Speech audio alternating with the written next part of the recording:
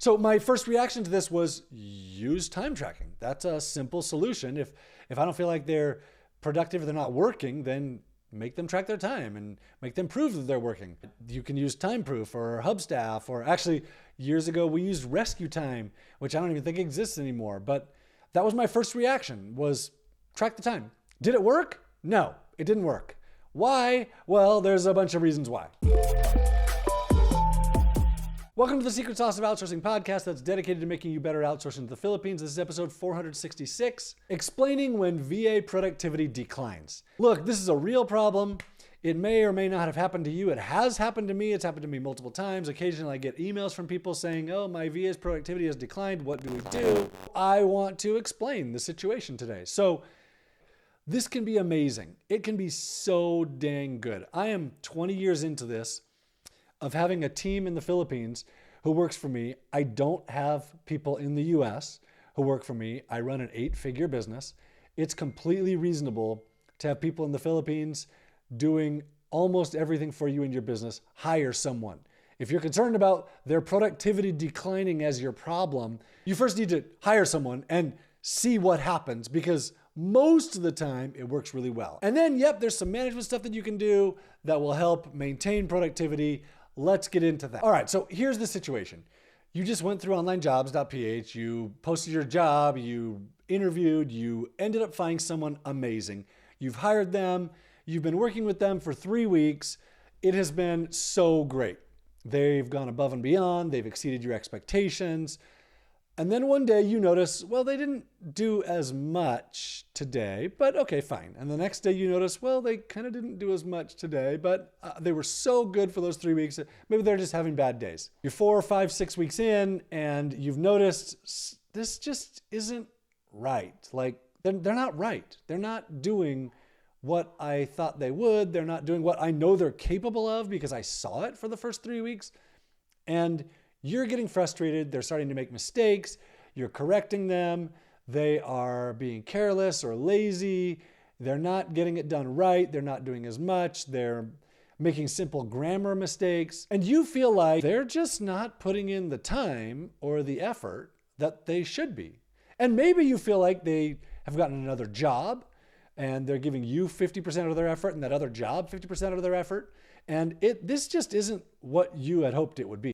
So now here's my experience in this situation, because I've had this happen to me multiple times. I mean, I have like 55 people that work for me in the Philippines. I've had this happen. If you work with people in the Philippines, if you work with more than one, you're probably going to have this happen to you at some point. So when this happened to me, I felt like they had another job, like they were double dipping, which maybe they were double dipping. You probably feel like they don't care about your job, which is probably not the case. I've come to realize this. I felt like that at the time, like, oh, you just don't care, when that's really not the case. And then I really put off confronting them because I didn't have any evidence. And you probably feel similar. Well, like they're just not quite as productive as they were, but I don't really have like number evidence of that. I don't really have like concrete evidence to point stuff out here.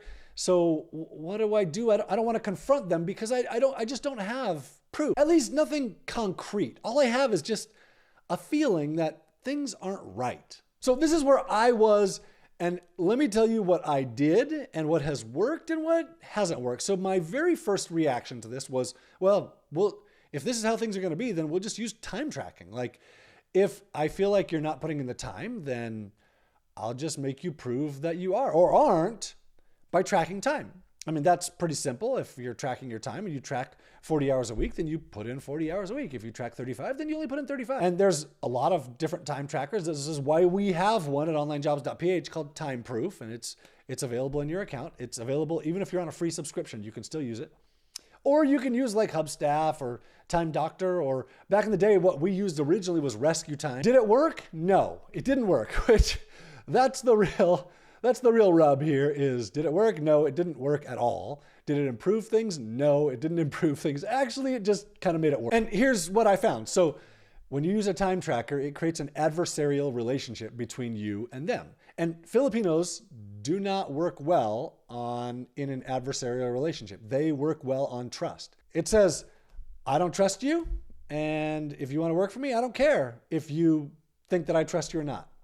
Which, what I have come to learn over the years is this is just not a good way to work with someone in the Philippines. At least not if you want them to be loyal with you, not if you want them to go above and beyond, not if you want them to care. Because what this does in the relationship, if you don't trust them, then they don't trust you. And then they start to try and take shortcuts in as many places as they can. And that's where that distrust comes in from that time tracking. They start to prioritize quantity over quality. While they're prioritizing quantity over quality, you're saying to them, well, I really just care about quantity. I only care about the number of hours you worked. And yeah, I'm going to do lip service to, no, I really care about the quality. But the reality is you're saying to them by your actions that you care about the quantity. And so then what do? Well, they find ways to cheat the system. They get an automatic clicker that moves their mouse automatically for them while they're sleeping or whatever. And then it looks like they're working, or the time tracker's tracking time. And if you want to catch them, you have to go through and look at every single screenshot. It's the worst. It's the worst. And actually, I tried this multiple times before I realized this is dumb. And what I did find, one of the things that I did learn in doing this was, aside from what I've already said about trust, and that nobody's going to ever track 40 hours a week. If they're required to work 40 hours, they're going to track 32 at a maximum. And that's them working full time. It's just unreasonable to track more time than that. But here's the thing in all of it was I knew I had good people. I knew they were capable and talented. I knew they were smart because I had seen it before. I had seen them do the work, but what I was doing wasn't working to motivate them. And yeah, time trackers don't really ever motivate people the way that you think it does. But something just wasn't right, and I had to figure that out. So here was my next solution. So I remember having this conversation with someone. Wow, she's probably been with me for 17 years now. And I remember her productivity was low. And I had tried the time tracker and it didn't help. And it probably I know it just made things worse. But since I had already tried it and I had already tried to come up with a reasonable way around it, I'm just tracking so that we can see where we're spending our time, where we're allocating whatever, blah, blah. It didn't work, right? And so I decided, you know what? I just need to have a frank conversation. I need to let them know the situation and know what's going on. I was scared to do this. I didn't want to blame them. I didn't want to accuse them. Like I said, I didn't have full proof. But what I did do was I thought through this and was look, I don't see another way around this. I don't see this improving unless. And I wrote this kind of long email just explaining the whole situation. Hey, when you first started working, you were amazing, and I was super thrilled. And you were productive and you were on it and things were good. And then things started to decline. And I don't know what caused it. This is all what I'm writing. But I assume that I've done something wrong. I've put you in a hard situation. I've given you something that you don't like. I've asked you to do something you don't know how to do, or that's really difficult, or I think there's something causing you to not work. And I'm not firing you here. I'm not interested in letting you go, but I am interested in solving this problem. And so can you give me your thoughts? What's going on? Why do I feel like your productivity is down? Why do I feel like you're only putting in half the time that you should be? So did this solve the problem? Yes, it did. And all right, so over the years, I've done this quite a few times, actually. In fact, I would say that probably more than half of my people at some point have had a situation like this where their productivity has gone down, where I just feel look, things aren't working well, and I don't know why. And so I send this email, I send something like it, and I always tell them how I feel in it. I feel like something's not right. And has it solved the problem every single time? Well, I'm tempted to say yes, because they all still work for me today. Maybe not all of them, right? Some people I've probably gone through this multiple times. I let them go eventually but the specific times I can think of, yeah, it has definitely changed the productivity. And there's been a number of different outcomes. And so let me kind of talk through some of those outcomes. So I remember this first time with this girl who's now been with me for 17 years, who now she is managing multiple teams for us. Her response back was, "You're right, sir. I'm so sorry. I got into some financial trouble and I took on another job and I let my commitment to you slip. And I was like, wow, she just like fully opened up and laid it out. And she took responsibility and she was like, yeah, I needed more money. And I took on another job. And so my response to that was, okay, well, let's see what we can do to fix this. What's your financial situation? Can we work through this and make this work out? And we did. And it hasn't always been roses with her, but man, we have such a great relationship because of that conversation. So another time when I had noticed someone's productivity declined, I actually got an email from them intended towards another boss. That was an awkward one for them. Not necessarily for me, because at this time I had proof, right? And so I responded and said, hey, I see that you have another job and I expect you to work full-time for me. And I don't know exactly what's going on, but what do we do here? You know, like what do you think I should do as the boss? What should I do in this situation that I've caught you double dipping? I've caught you kind of cheating the system. What should I do? And they ended up like fully making a 180-degree turn. Like, okay, I'm so sorry. You're right. I cheated and I'm quitting my other job and I'm going to work for you. Now, in your situation, it could be different where they might be like, well, I'm just going to ghost you because I actually prefer this other boss more. That could be the situation. That could be what happens, right? For me, I'm just telling you what happened. They came and worked for me and they still work for me and it's been great. So then I'm just going to read you this other one because this had someone on my team that was like, wow, your productivity is just low and I'm not happy. And so this is the actual email that I sent to them. And I'm going to read it. It's going to be repetitive sort of towards what I've said before, but I just want you to see what I actually said to them. So here I'm going to read. Hey, and I addressed them. I really like your work. I really like having you on my team. You've done some amazing stuff for us. Lately, well, for a while now, I felt like you're not putting in the time you should be putting in. Your work quality has declined. You're not as productive as you were. Your work quality, it just isn't there. You make simple mistakes that aren't because you didn't know what to do. They were just lazy mistakes. I don't know if you have another job and if you're putting your effort there. I don't know if you're bored. I don't know if I've done something wrong. I don't know if you expect me to make the work good and you to just get it done. But what I know is I'm frustrated and I don't like feeling this way.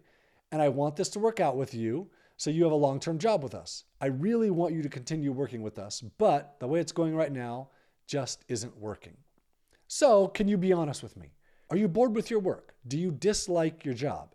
Do you have another job and are putting your effort there? Do you want to continue working for me? Have I done something? Have I put you in a difficult situation? What do we need to do to get your productivity back on track? What do we need to do to get the quality up so I'm not frustrated when I get work back from you? So in this particular situation, I got an email back and they told me their life story, really. Like, here's why I am struggling. Here's what's going on. I'm so sorry. I'm sick, whatever. Another time I had someone tell me, a really good programmer who's doing so stinking well for us right now. Sir, I'm so sorry. I have a problem with my eyes. So I can't stare at my computer screen for hours at a time. He's a programmer, right? Like he has to look at a computer screen. And so I've been working with the doctor and I'm so sorry and I'm trying to get this worked out. And I was able to be like, okay, well, yeah, let's get this worked out. Like, what do you need? What do you need help with? He was like, I need time. Okay, well then I'm going to give you time. I'm going to give you time away from the computer. And I think it was like 2 months away. And then he got better. He worked it out. It didn't get better overnight. It maybe took him another year or two. I don't remember, but I know he started increasing his productivity. And today he is again running multiple teams of our developers at Onlinejobs. I've had similar situations to that where like, oh, my aunt is died and it's been really hard. I have this and this and this problem, or I don't have a nanny for my kids and distracting me and I have to take care of my kids. And like all these, I've heard all the excuses, right? And I would say they're legit, like this is real. When my son was serving as a missionary in the Philippines, I would ask him things and he was like, probably real. That's a real situation. Yep, they're probably being honest with you. So now that I've talked through like what I have experienced and what I've done to help, and has this worked? Yes, it has worked. It worked almost every time. So now let me give you some things to consider in this situation where productivity has gone down, that maybe you're thinking the opposite. So number one, they want this job. Now, there are some situations where maybe they don't. But those situations are few and far between. It is not easy to find a job in the Philippines. It's not easy to find a remote job working for a foreign employer, especially for someone who's good, who pays reasonably, who treats them well.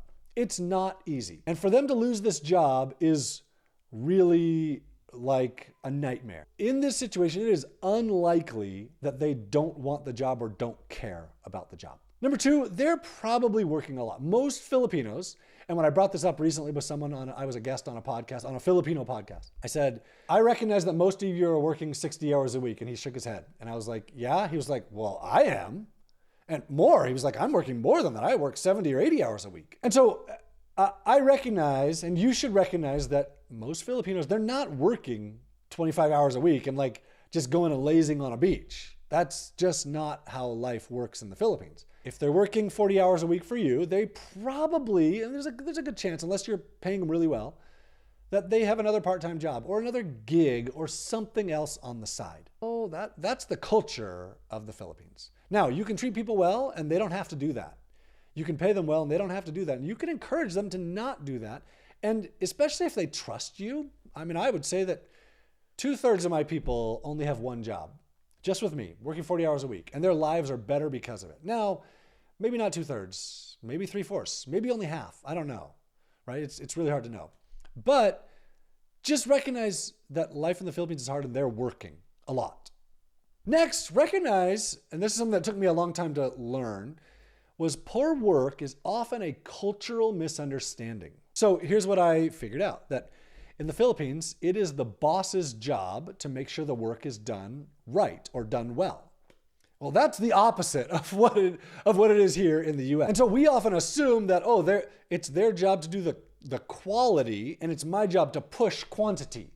Well, when you push quantity and their culture is already that quality is your responsibility. So if they write something and they don't proofread it 3 times, they proofread it twice and still left a grammatical error, well, that's your problem. That's not their problem, culturally, right? And if you're pushing quantity on them, no, I need four of these written per day, then you're just reinforcing their quantity over quality culture. Now, there are ways around this, and you can change this. That's for another time, right? But the point is, this is a cultural misunderstanding where you assume that it's their job to do the work right, and they assume it's your job to verify the quality, and it's your job to catch them. When the reality is you think it's their job, and you want them to do it, and they think it's your job, and they want you to do it. So you have to come to an agreement here on whose job it is. And you can make it theirs by giving them a responsibility, giving them a title, making them understand that you want work to come back to you flawless and perfect. You can make sure that their personality type is correct, where like a sales job doesn't require attention to detail, like a data entry job requires attention to detail. And so a sales job requires a dominant, a pusher, whatever that personality type is, where like a data entry person requires attention to detail and not someone who's dominant and pushing, right? A dominant pusher wants to do more. Quality is like less important to them. Well, if quality is really important to you, then that personality type matters. Now, once they understand this situation, once they understand, he's actually okay if it really does take me all day to get 2 of these done instead of 4, if that's what it takes to get these done right, then yeah, he's okay with that. Oh, okay, well now I get it. I'm not getting fired if I only do 2. I don't have to do 4 when 4 requires quality to suffer. And so if you can help them understand that no, you're not gonna fire them, and that you really just want the quality to be there and you want them to put in their time, once they understand that, then you're likely to see results. Okay, next situation that I want you to understand is they must trust you. So they want the job. They're probably not being lazy if they're putting in the time. But if they don't trust you in all of this, they will rationalize all kinds of things in their work. Oh, she doesn't care anyway. Oh, they're rich, so it doesn't really matter. He's probably gonna fire me anyway, so I'm just gonna do less. They're gonna yell at me no matter what I do, so I can't really fix the problem, so it's not possible, so I'm just gonna do it anyway. And all of these things are thought processes that are going through their head that if you heard these thought processes, you'd be like, oh, that's not right at all. And I know, because I've gotten these emails back from them where they're like, well, I thought you were, and I think, and I'm like, whoa, that's not at all where I am. That's not at all what I was thinking. That's not at all where I'm going with this. And so if you can help them to trust you, it'll open up a whole world of possibilities. And so in getting them to trust you, don't yell, be reasonable, don't blame, take the blame yourself. Show them that you care about them and their family and their situation. Recognize their situation, provide training. All of these things will go a long way toward them trusting you and them being willing to be like, okay, if I only get 1.5 of these done today, instead of the 4 that he wants, but they're really well done, then he might not fire me. When you're like, oh, if that's what it takes, then okay, fine, sure. So when you approach them with these things, if you take the approach of, this is probably my fault, not yours. I see that there's a problem. I see that your productivity has declined. Maybe you have another job, maybe not. Maybe I've done something. If you take that approach of maybe I've done something, you're much more likely to turn this person into a rock star. Working for a bad boss generally isn't worth it. That's the value system in the Philippines where like they pretend that money is the most important thing, but the reality is that working for a bad boss just isn't worth the money. They'll disappear, they'll do poor quality until they get fired because they want to get fired because they don't like working for you.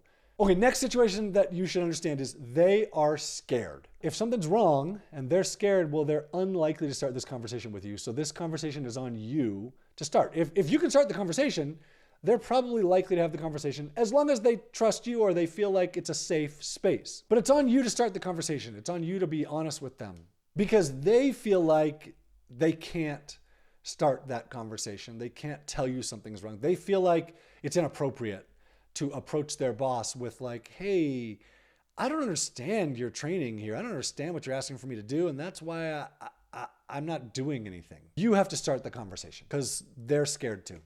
Next situation is they want feedback. So productivity can decline even when nothing bad is happening. Like maybe they just got bored. Maybe they are just in a slump. And the reality is that just you checking on them, just you sending this email might be like, hey, thank you. You care about my work and my job.